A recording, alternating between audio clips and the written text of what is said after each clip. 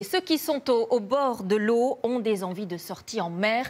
Et là, attention, l'an dernier, rien que dans la Manche, 8000 personnes ont dû être secourues. Nous avons pu suivre les sauveteurs en mer de la Marine nationale. Pour eux, chaque mission est périlleuse, comme nous le montrent Myriam Stiti et Léo Lemaître. Ces marins du ciel Allez, on est en descente. Peuvent en moins d'une minute secourir un naufragé. C'est un exercice qu'on fait quotidiennement et quasi. Un exercice d'élitreuillage en conditions réelles. À l'aide d'un câble, ils s'entraînent à faire descendre et remonter une charge. Au même moment, lors de cette mise en situation, cet équipage est guidé par le centre opérationnel. Donnez-vous copier, on a un bon visuel sur le bâtiment. Pour rappel, un homme de 30 ans, choc à la tête, inconscient. Ok, c'est bon, je vous rappelle quand on a récupéré la victime. Ces opérateurs coordonnent les missions de secours, en contact direct avec des plaisanciers ou des navires de marchandises en difficulté. Ils centralisent nuit et jour les appels par radio ou sur le numéro d'urgence 196. On reçoit la détresse des gens et émotionnellement, vraiment, on doit apprendre à la gérer. Il ne faut pas se laisser gagner par l'émotion de la personne en face de nous. Il faut absolument maîtriser la conversation et essayer d'obtenir les informations qui vont nous permettre de répondre à sa détresse. Au large, l'exercice se poursuit.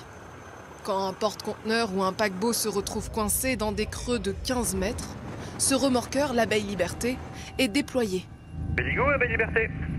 Oui, on a repris une route à via avec un vent à 11 h pour 22 nœuds. Là, on fait actuellement route au 74 pour une vitesse de 6 nœuds. Cette abeille est capable de tirer un navire de plusieurs milliers de tonnes. L'hélicoptère de la marine permet une évacuation par les airs. Ce jour-là, beaucoup de brouillard, une visibilité réduite, une contrainte pour la navigation comme pour le vol. Le risque principal, c'est d'avoir un crash. Donc le crash, il peut être lié soit aux conditions météo qu'on va rencontrer si on décolle dans des conditions orageuses, mais ça peut être aussi dans des conditions de mer qui peuvent être un petit peu compliquées.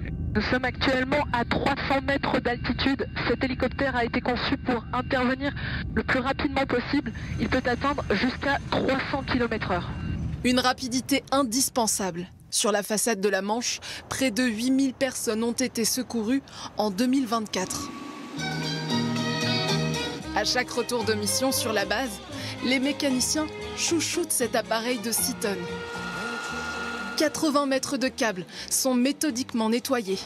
Il y a du sel qui se dépose sur le câble du treuil. Alors nous, on déroule l'intégralité du câble pour le rincer à l'eau douce. Ce détachement aéronautique vit ici 24 heures sur 24. En train de mettre Johnny déjà en train de mettre Johnny dans leur hangar. 6 mois dans l'année, ces marins sont coupés de leur vie familiale. Il y a une symbiose qui se fait très vite. Et comme on est tous là pour la même chose et avec le même objectif, ça fédère et on devient plus un groupe et une famille qu'un simple détachement hélico. L'année dernière, cet hélicoptère de la marine est intervenu plus de 100 fois pour des opérations de secours en mer.